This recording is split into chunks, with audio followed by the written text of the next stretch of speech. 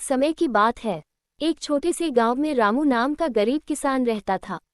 वह दिन रात मेहनत करता, खेत में काम करता, लेकिन उसकी आमदनी इतनी कम थी कि बस 2 वक्त का खाना ही जुटा पाता।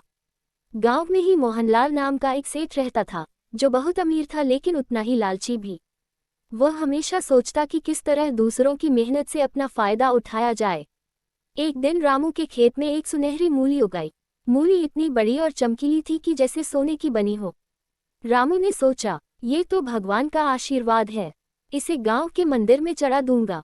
लेकिन जब सेठ मोहनलाल को इस मूली के बारे में पता चला तो उसकी आंखों में लालच चमक उठा। उसने रामू से कहा, अरे रामू, इतनी कीमती मूली तुम मंदिर में क्यों चढ़ाओगे? मुझे बेच दो, मैं तुम्हें ढेर सारा पैसा दूंगा।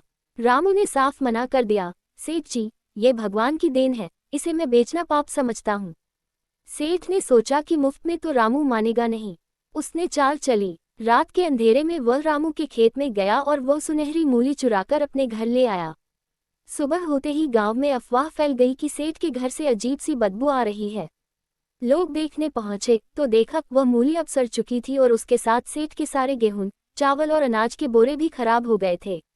गांव के बुजुर्गों ने कहा, लालच का अंत बुरा ही होता है। सेठ को अपनी गलती का एहसास हुआ और उसने रामू से माफी मांगी।